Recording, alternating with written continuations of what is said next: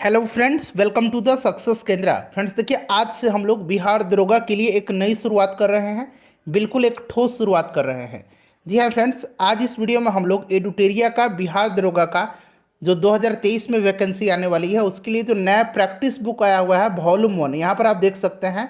एडुटेरिया बिहार दरोगा पुलिस अवर निरीक्षक प्रारंभिक परीक्षा 2023 वॉल्यूम 1, और इसमें टोटल 15 मॉडल प्रैक्टिस सेट है। आज इस वीडियो में हम लोग प्रैक्टिस सेट नंबर 1 को डिस्कस करेंगे। टोटल इसमें 100 प्रश्न है। जिस प्रकार से आपके एग्जाम में प्रश्न पूछे जाएंगे ठीक उसी प्रकार के पैटर्न पर आधारित इसमें प्रश्न दिए गए हैं। तो ध्यानपूर्वक वीडियो को पूरा देखिएगा और लास्ट में आप सभी लोग अपना अपना स्कोर जरूर कमेंट करके बताइएगा।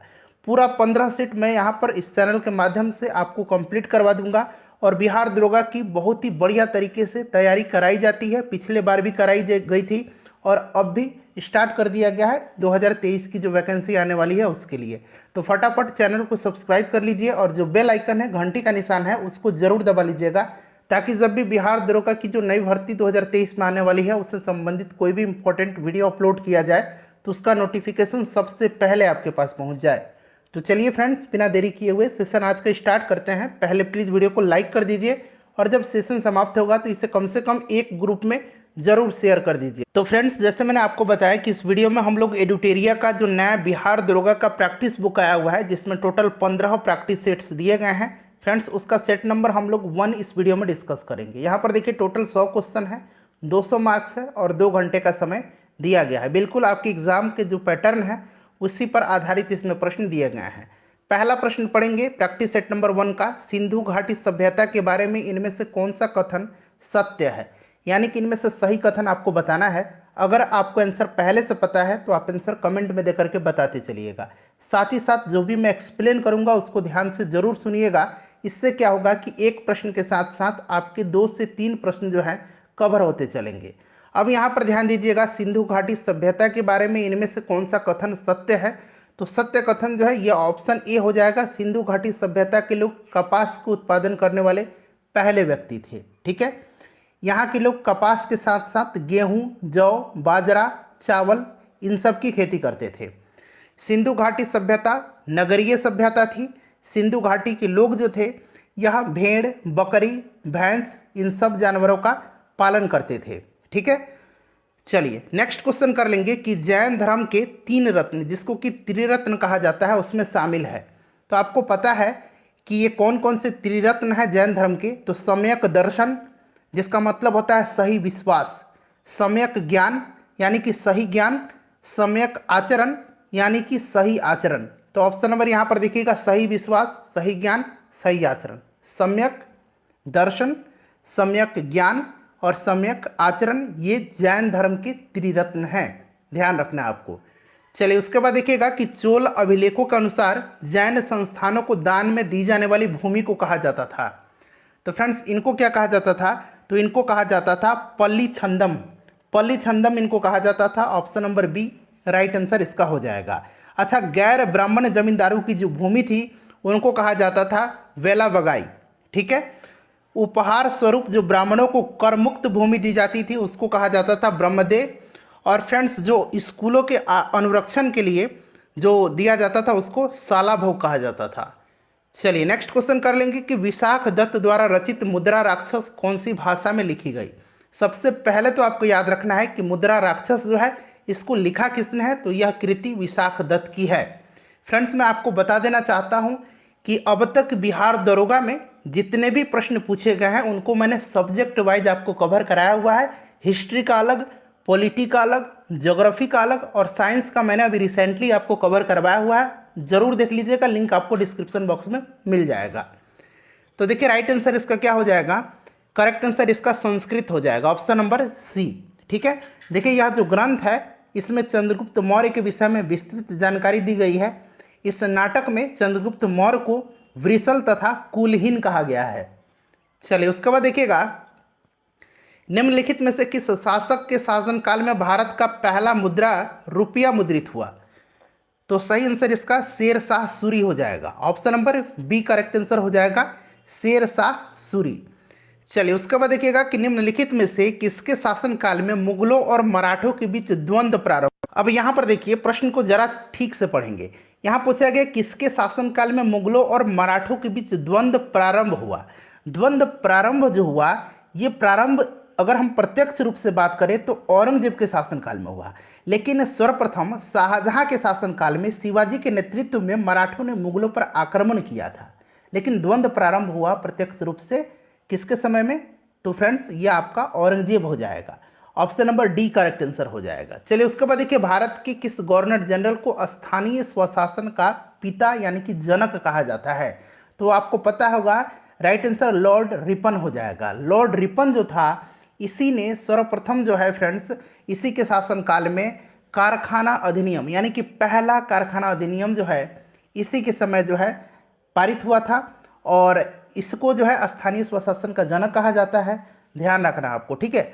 और इसी ने वर्नाक्यूलर प्रेस एक्ट जिसको कि लॉर्ड लिटन ने लागू किया था, इसको निरस्त किया था। कौन, तो फ्रेंड्स ये लॉर्ड रिपन था।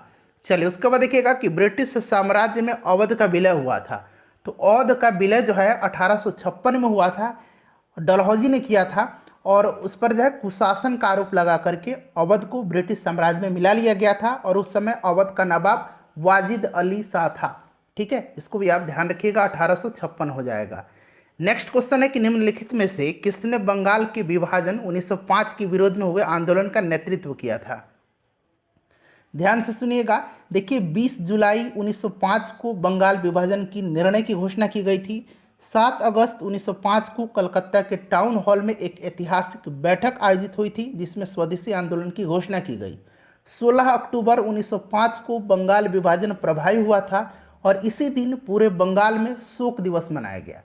तो राइट आंसर इसका हो जाएगा आपका सुरेंद्र नाथ बनर्जी। नेक्स्ट क्वेश्चन है, और देखिए बहुत सारे चैनल पर प्रैक्टिस सेट अपलोड किए जाते हैं, लेकिन निश्चित रूप से मैं पूरे दावे के साथ कह सकता हूं कि यहाँ पर जो डिफरेंस आपको मिलेगा दूसरे चैनल की तुलना में, वो आपको यहाँ पर पूरे एक्सप्लेनेशन के साथ यहाँ पर जो भी सेट चलाया जाता है वो आपको दिया जाता है। चलिए तो कहीं भी आप लगाइए, लेकिन यहाँ पर एक बार लगा के देखिए, आपको वाकई मज़ा आएगा। देखिए किस व्यक्ति ने महात्मा गांधी को पहली बार राष्ट्रपिता कह करके संबोधित किया था। राष्ट्रपिता कह करके संबोधित किया था सुभाष चंद्र बोस जी ने, सुभाष चंद्र बोस हो जाएगा, ठीक है। अच्छा महात्मा कह करके किसने संबोधित किया था, तो रविंद्रनाथ टैगोर ने, इसको भी आप ध्यान रखिएगा। चलिए सत्यशोधक समाज की स्थापना हुई थी, सिंपल सा क्वेश्चन, 1873 में किसने किया था, ज्योतिबा फुले जी ने किया था। उसके बाद देखिए अटला देवी मस्जिद या अटाला देवी मस्जिद का निर्माण किस शासक द्वारा किया गया था, तो यह इब्राहिम शाह सरकी था, ठीक है, इसी के शासनकाल में किया गया था। और अटाला देवी मस्जिद का निर्माण जो है कन्नौज के जो राजा थे विजय चंद्र, इन्हीं के द्वारा निर्मित अटाला देवी के मंदिर को तोड़ करके किया गया था। तो राइट आंसर इसका हो जाएगा आपका इब्राहिम शाह सरकी। उसके बाद देखिए अलाउद्दीन के समय भू राजस्व की दर उपज का कितना भाग था, तो यह आपका 1/2 भाग था, ठीक है। अलाउद्दीन ने खम्स यानी कि जो खम्स होता था, यहाँ मैं लिखता हूँ खम्स, ठीक है, जिसको कि लूट की धन कहा जाता था, इसमें सुल्तान का हिस्सा 1/4 भाग से बढ़ा करके 3/4 भाग कर दिया था। चलिए तो राइट आंसर इसका हो जाएगा 1/2 भाग। भारतीय संविधान अपने नागरिकों को खालिस्तान दिए गए की समानता का वचन देता है। अब यहाँ पर ध्यान दीजिए, हमारा संविधान जो है भारत को एक संप्रभु समाजवादी धर्मनिरपेक्ष लोकतांत्रिक गणराज्य बनाने का संकल्प है, और वास्तव में यह लोगों को सामाजिक आर्थिक और राजनीतिक न्याय स्वतंत्रता और समानता हासिल करने का वादा है। विचार अभिव्यक्ति विश्वास आस्था और पूजा की स्वतंत्रता, स्थिति और अवसर की समानता, और सभी के बीच बंधुत्व को बढ़ाना है, व्यक्ति की गरिमा और राष्ट्र की एकता को सुनिश्चित करना है। तो यहाँ पर देखिए प्रतिष्ठा और अवसर, ऑप्शन नंबर सी इसका राइट आंसर हो जाएगा। निम्नलिखित में से कौन सी समिति ने मूल कर्तव्यों को संविधान में सम्मिलित करने का सुझाव दिया था। सिंपल सा क्वेश्चन है, सरदार स्वर्ण सिंह समिति थी। 42वां संविधान संशोधन जो कि 1976 के द्वारा संविधान में भाग 4 क, यहाँ मैं लिखता हूँ भाग 4 क अनुच्छेद 51 क को जोड़ करके नागरिकों को उस समय जो है 10 मूल कर्तव्य का उल्लेख किया गया था। अच्छा वर्तमान में अगर पूछा जाए कि मूल कर्तव्य कितने हैं, ठीक है, फंडामेंटल ड्यूटीज, तो 11 हैं, इसको भी आप ध्यान रखिएगा। सरदार स्वर्ण सिंह समिति राइट आंसर हो जाएगा। अनुसूचित जनजाति के संरक्षण के लिए एक क्षेत्र को अनुसूचित क्षेत्र के रूप में घोषणा करने की शक्ति किसके पास है, तो यह जो शक्ति है यह भारत के राष्ट्रपति के पास है। राष्ट्रपति इसका राइट आंसर हो जाएगा, ठीक है। ग्राम सभा में निम्न में से कौन शामिल होता है? ग्राम सभा में कौन शामिल होता है? तो वे सभी व्यक्ति शामिल होते हैं जिनके नाम गांव विशेष में पंचायत के लिए मतदाता सूची में दर्ज है। तो यानी कि ऑप्शन नंबर इसका बी करेक्ट आंसर हो जाएगा। नेक्स्ट क्वेश्चन है, पीडीएफ आपका टेलीग्राम पर मिल जाएगा। पीडीएफ लेने के लिए आप टेलीग्राम से जुड़ जाइए, लिंक आपको डिस्क्रिप्शन बॉक्स में मिल जाएगा। संविधान का निम्न में से कौन सा संशोधन केंद्र तथा राज्यों में मंत्रिपरिषद के मंत्रियों की अधिकतम संख्या सीमित करता है? तो यह 91वां संविधान संशोधन है, ठीक है, जो केंद्र या राज्य की मंत्रिपरिषद के आकार को जो है निम्न सदन के सदस्यों की संख्या 15% करने की व्यवस्था की गई है। इसी संशोधन में छोटे राज्यों को कम से कम 12 मंत्रियों को नियुक्त करने का अधिकार प्रदान किया गया है। तो राइट आंसर इसका हो जाएगा 91वां संविधान संशोधन, जो कि कब हुआ था? 2003 में, ठीक है। चलिए, उसके बाद नेक्स्ट क्वेश्चन है कि निम्न में से कौन सा एक संवैधानिक संस्था नहीं है? संवैधानिक संस्था नहीं है, ठीक है, तो यह जो है नीति आयोग है। नीति आयोग की स्थापना कब हुई थी? इसका गठन कब हुआ था? तो 1 जनवरी 2015 को योजना आयोग के स्थान पर। वर्तमान में जो है इसके उपाध्यक्ष कौन है? तो सुमन बेरी हैं, और इसके जो सीईओ हैं, चीफ एग्जीक्यूटिव ऑफिसर, वो है BVR सुब्रमण्यम। चलिए नेक्स्ट क्वेश्चन करेंगे। और नीति आयोग के जो पदेन अध्यक्ष होते हैं वो भारत के प्रधानमंत्री होते हैं, यानी कि वर्तमान में नरेंद्र मोदी जी हैं। 1946 में निर्मित अंतरिम सरकार में कार्यपालिका परिषद के उपसभापति कौन थे? उपसभापति पूछा गया है। देखिए, वायसराय जो था इसमें कार्यपालिका परिषद का पदेन अध्यक्ष होता था, और जवाहरलाल नेहरू जो थे ये उपाध्यक्ष या उपसभापति इनको बनाया गया था। तो राइट आंसर जवाहरलाल नेहरू हो जाएगा, ऑप्शन नंबर बी। भारतीय संविधान के किस अनुच्छेद में केंद्र शासित प्रदेशों के लिए एक उच्चतम न्यायालय का प्रावधान है? यहाँ पर देखिए केंद्र शासित प्रदेश पूछा गया है, तो यह आपका हो जाएगा अनुच्छेद 241 में, ठीक है। अच्छा, वहीं अगर राज्यों में पूछता कि राज्यों के लिए उच्चतम न्यायालय का प्रावधान है तो 214 में है, ठीक है, इसको भी आप ध्यान रखिएगा। चलिए, अच्छा, वर्तमान में भारत में कितने उच्च न्यायालय हैं? उच्च न्यायालय, ठीक है, शायद मैंने यहाँ पर कहीं उच्चतम न्यायालय बोल दिया होगा, तो माफ़ी चाहता हूँ। हाई कोर्ट अंग्रेजी में बोल लीजिए, सिंपल है। तो अभी बताइए कि वर्तमान में भारत में कितने हाई कोर्ट हैं? कमेंट करके आप बताइएगा। लोकसभा के स्पीकर का निर्वाचन होता है, तो लोकसभा का जो स्पीकर का निर्वाचन होता है ना, यह लोकसभा के सदस्यों के द्वारा होता है, ठीक है। राइट आंसर इसका ऑप्शन नंबर सी हो जाएगा। लोकसभा का जो अध्यक्ष होता है वो अपना इस्तीफा किसको देता है? तो उपाध्यक्ष को। लोकसभा का जो उपाध्यक्ष है उसको देता है। चलिए, निम्नलिखित में से कौन से मामले उच्च न्यायालय और उच्चतम न्यायालय की अधिकारिता में आते हैं? बताइएगा। तो ये आपका इसमें हो जाएगा मूल अधिकारों का परिवर्तन, ठीक है, मूल अधिकारों का परिवर्तन। अनुच्छेद 32 के तहत उच्च न्यायालय, और अनुच्छेद 226 के तहत अनुच्छेद 32 के तहत उच्चतम न्यायालय यानी कि सुप्रीम कोर्ट, आर्टिकल 32 के तहत सुप्रीम कोर्ट, और आर्टिकल 226 के तहत हाई कोर्ट जो है मौलिक अधिकारों की रक्षा करता है, इनको रिट जारी करने का अधिकार है। चलिए, स्वर्ण त्रिभुज यानी कि गोल्डन ट्रायंगल एक विशेष क्षेत्र है जो मादक द्रव्यों की तस्करी के लिए प्रसिद्ध है। निम्न में से कौन सा देश इस त्रिभुज का भाग नहीं है? तो देखिए, स्वर्ण त्रिभुज एक विशिष्ट क्षेत्र है जो कि मादक द्रव्यों की तस्करी के लिए विश्वविख्यात है, और इसमें थाईलैंड है, म्यांमार है, लाओस है, ठीक है। इसमें कंबोडिया नहीं है, option number D right answer हो जाएगा। अंतर्राष्ट्रीय प्रवासी दिवस मनाया जाता है। अंतर्राष्ट्रीय प्रवासी दिवस 18 दिसंबर के दिन मनाया जाता है, ऑप्शन नंबर बी इसका राइट आंसर हो जाएगा। और भारतीय प्रवासी दिवस जो है यह 9 जनवरी के दिन मनाया जाता है, ठीक है, इसको भी आप ध्यान रखेंगे। उसके बाद देखिए, लोसुंग जो है त्यौहार कहाँ लोकप्रिय है? लोसुंग जो है यह सिक्किम में मनाया जाता है। कहाँ पर? सिक्किम में बनाया जाता है। फ्रेंड्स, वीडियो के लास्ट में आप सभी लोग अपना अपना स्कोर जरूर कमेंट करके बताइएगा। उसके बाद देखिए, योनेक्स कप किस खेल से संबंधित है? योनेक्स कप जो है यह संबंधित है बैडमिंटन से। सूरजताल झील किस राज्य में स्थित है? सूरजताल झील जो है यह है हिमाचल प्रदेश में। हिमाचल प्रदेश में रेणुका झील भी है। रेणुका झील याद रखना है, रेणुका यहाँ मैं लिखता हूँ, कहाँ पर है? हिमाचल प्रदेश में ही है, तो ये हिमाचल प्रदेश हो जाएगा। उसके बाद देखिएगा कि इकोसिस्टम की सही परिभाषा क्या है। अब यहाँ पर जरा ध्यान देंगे।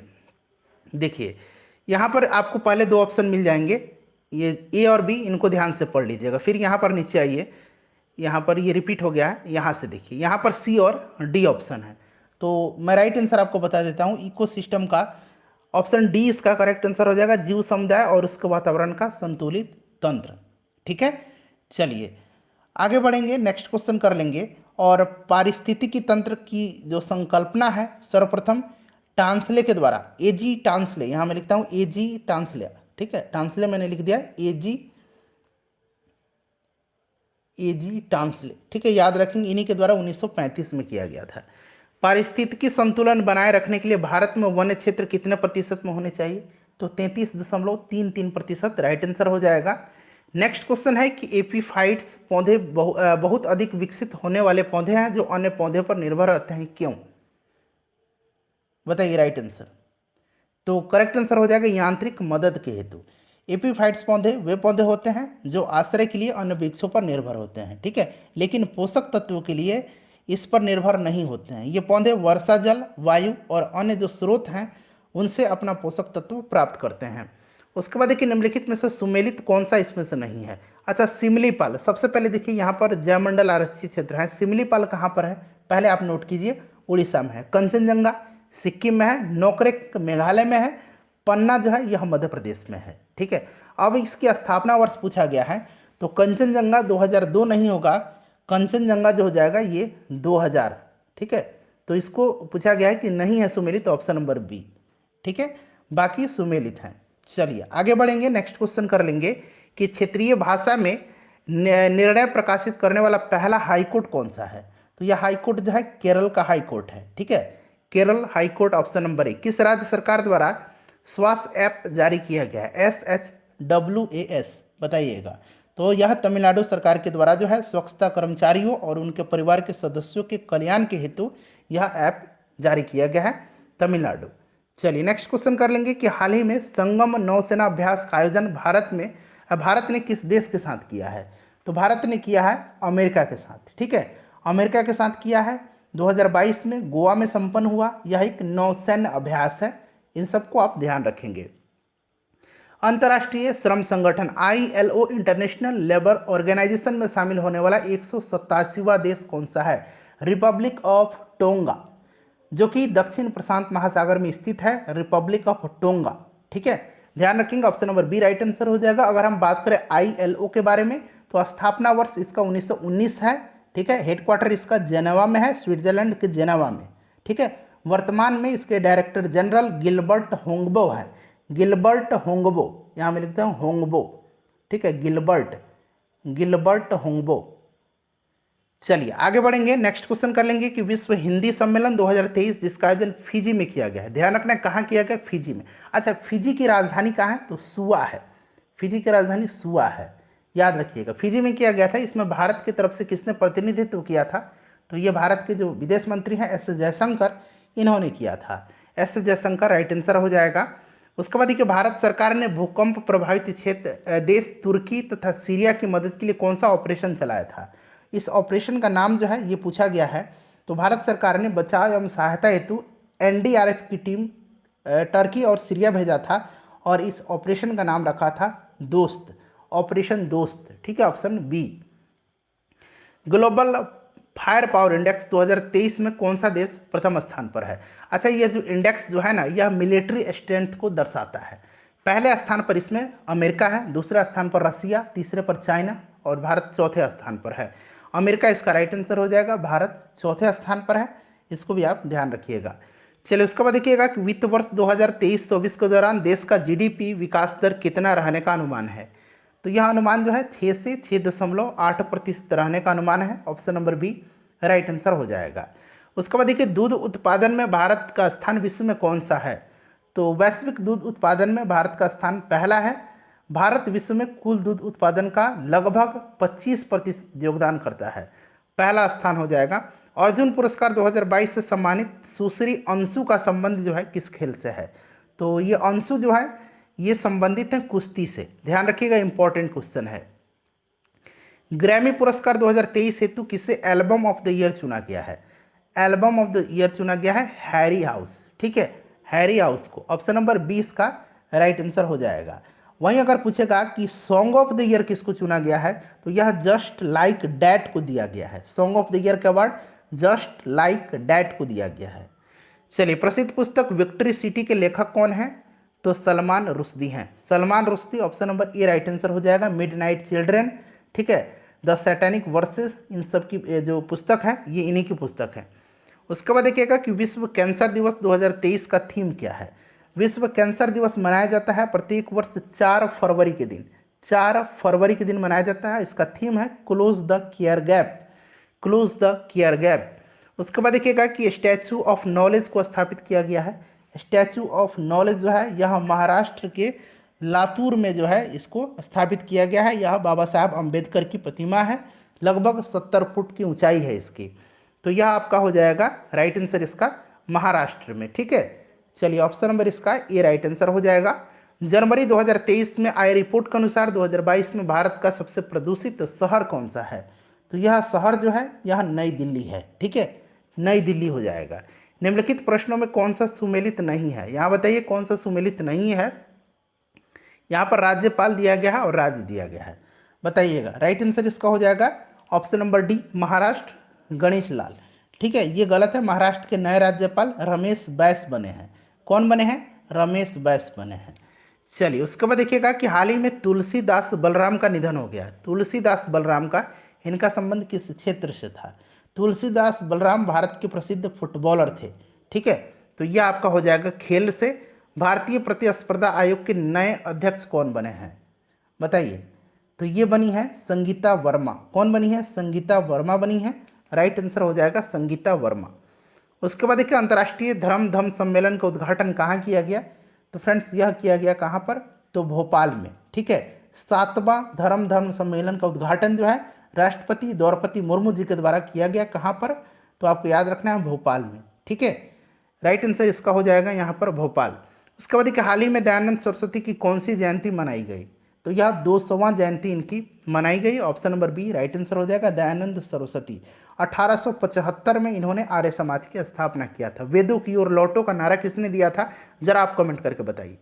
चलिए उसके बाद देखिएगा कि हाल ही में किसके द्वारा दुनिया का सबसे लंबे प्लेटफॉर्म का उद्घाटन हुबली में किया गया? तो फ्रेंड्स ये किया गया प्रधानमंत्री नरेंद्र मोदी जी के द्वारा, ठीक है। चलिए और अगर हम बात करें कि यह कितनी लगभग है लंबाई इसकी, तो 15 किलोमीटर है। उसके बाद देखिए नेपाल के नए राष्ट्रपति कौन बने हैं? नेपाल के नए राष्ट्रपति जो बने हैं ये कौन बने हैं, बताइए राइट आंसर। तो नेपाल के नए राष्ट्रपति के रूप में रामचंद्र पौडेल को जो है चुना गया है, रामचंद्र पौडेल, ठीक है। ऑप्शन नंबर ए इसका राइट आंसर हो जाएगा, ध्यान रखिएगा। चलिए इससे पहले विद्या देवी भंडारी थी। नेक्स्ट क्वेश्चन कर लेंगे कि हाल ही में किस राज्य में याओसांग उत्सव मनाया गया है? याओसांग उत्सव जो है मणिपुर में मनाया गया, ठीक है, मणिपुर इसका राइट आंसर हो जाएगा। महाराष्ट्र भूषण पुरस्कार 2022 से किसे सम्मानित किया गया है? तो अप्पा साहब धर्माधिकारी को, अप्पा साहब धर्माधिकारी महाराष्ट्र भूषण पुरस्कार 2022 से इनको सम्मानित किया गया। वंदे भारत ट्रेन का संचालन करने वाली पहली महिला ड्राइवर कौन बनी है? इनका नाम क्या है? सुरेखा यादव है। सुरेखा यादव राइट आंसर हो जाएगा, ध्यान रखिएगा। यह देश की पहली महिला ट्रेन ड्राइवर भी हैं। चलिए उसके बाद देखिएगा कि रबी फसल की बुआई की जाती है। रबी फसल की बुआई अक्टूबर नवंबर तक की जाती है, ठीक है। खरीफ फसल की बुआई जून जुलाई में की जाती है। चलिए तो यह आपका राइट आंसर हो जाएगा अक्टूबर नवंबर। जूट उत्पादन में अग्रणी राज्य कौन सा है? तो ये पश्चिम बंगाल है, सिंपल सा क्वेश्चन है। उसके बाद देखिए किस भारतीय राज्य की अधिकतम सीमा म्यांमार से लगती है? म्यांमार से अधिकतम सीमा जो है यह लगती किसकी है? तो यह अरुणाचल प्रदेश की, ठीक है। पूर्वोत्तर के 4 राज्य म्यांमार के साथ सीमा साझा करते हैं, जिसमें सभी अगर बात करें सबसे लंबी सीमा अरुणाचल प्रदेश के साथ लगती है। उसके बाद देखिए भारत के उत्तरी मैदानों में शीत ऋतु में वर्षा होती है पश्चिमी विक्षोभ से। ऑप्शन नंबर इसका बी राइट आंसर हो जाएगा, पश्चिमी विक्षोभ, ठीक है। उसके बाद देखिए कॉफ़ी पोर्ट के नाम से जाना जाता है। तो यह आपको याद है कॉफ़ी पोर्ट के सेंटोस जो है, सेंटोस बंदरगाह, इसी को कहाँ पर है यह भी पूछा जा सकता है। तो यह ब्राज़ील में है, ठीक है। चलिए कॉफ़ी बंदरगाह। नंदा देवी चोटी किस हिमालय का भाग है? नंदा देवी चोटी जो है यह किस हिमालय का भाग है? तो यह कुमायूं हिमालय का, ठीक है, कुमायूं हिमालय का भाग है और यह उत्तराखंड में है, ठीक है। चलिए तो कुमायूं हिमालय हो जाएगा। उसके बाद देखिए द्वीपों का समूह लक्षद्वीप है, लक्षद्वीप। तो यह परवाल के द्वारा निर्मित है। प्रवाल द्वारा निर्मित है, लक्षद्वीप। ठीक है, चलिए दूध गंगा निम्नलिखित में से किसकी सहायक नदी है? दूध गंगा जो है यह किसकी सहायक नदी है, यह आपसे पूछा गया। चलिए यही प्रश्न मैं आपके लिए रखता हूँ। एक प्रश्न मैं हमेशा पूछता हूँ, कमेंट करके आपको बताना होता है। चलिए ये बताइएगा, कई बार आपने दूध गंगा, पेन गंगा ये सब आपने पढ़ा है, बताइएगा इसका राइट आंसर क्या हो जाएगा। भार की एसआई मात्रक पूछा गया है, भार का एसआई मात्रक क्या है? तो भार का एसआई मात्रक न्यूटन होता है। ठीक है, चलिए न्यूटन इसका राइट आंसर हो जाएगा।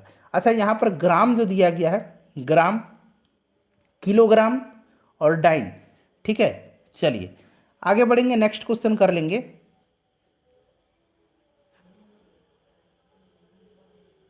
निम्नलिखित में से कौन सा यंत्र समुद्र के स्थल से ऊपर की वस्तुओं को देखने के लिए पनडुब्बी में प्रयोग किया जाता है? तो यह क्या है? यह पेरिस्कोप है। क्या है? पेरिस्कोप है। ठीक है, इसकी सहायता से पानी में डूबे हुए वस्तुओं को पानी के ऊपर का दृश्य दिखाई देता है। उसके बाद देखिए, यदि कार्य का मान धनात्मक हो तो जिस निकाय पर कार्य हो रहा है क्या प्रभाव पड़ेगा उस पर? तो उसकी ऊर्जा में वृद्धि होगी, उसकी ऊर्जा में वृद्धि होगी। ठीक है, चलिए उसके बाद देखिए, यदि दो कणों के बीच की दूरी बढ़ जाती है तो इनके बीच गुरुत्वाकर्षण बल पर प्रभाव क्या होगा? दूरी जब बढ़ेगी तो क्या होगा? कम हो जाएगा गुरुत्वाकर्षण बल। ठीक है, चलिए तो ये कम हो जाएगा। उसके बाद देखिएगा कि उत्क्षेप बल और भार, उत्क्षेप बल और भार कार्य करते हैं, तो यह कार्य करते हैं एक दूसरे के विपरीत दिशा में। ठीक है, विपरीत दिशा में राइट आंसर हो जाएगा। निम्न में से क्या तरंग की विशेषता नहीं है? तरंग की विशेषता जो है नहीं है क्या? देखिए, तरंग, आयाम, आवृत्ति जो है, तरंग दैर्घ्य, आयाम, आवृत्ति, तरंग दैर्घ्य, आयाम, आवृत्ति ये सभी तरंग की विशेषताएं हैं, जबकि माध्यम नहीं है।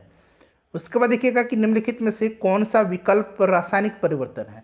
रासायनिक परिवर्तन पूछा गया है, तो देखिए दूध का दही में परिवर्तन, यह रासायनिक परिवर्तन के एग्जाम्पल हैं। बाकी यहाँ पर देखिए भौतिक परिवर्तन है सारे। निम्नलिखित में से किसने परमाणु की अविभाज्यता के बारे में बताया था? तो यह जॉन डाल्टन ने बताया था। ठीक है, सर्वप्रथम जॉन डाल्टन ने बताया था। जॉन डाल्टन राइट आंसर हो जाएगा। निम्नलिखित में से कौन सा सामान्य ताप पर द्रव अवस्था में है?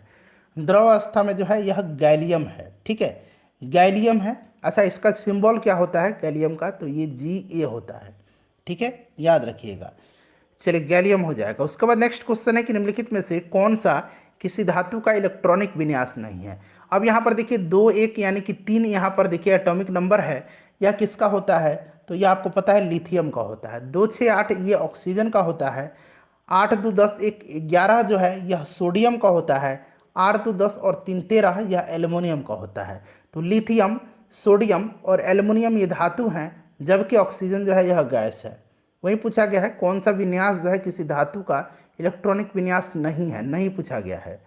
चलिए उसके बाद देखिए, निम्नलिखित में से किसे एक तत्व के भार की तुलना में एक मूल विशेषता माना जाता है?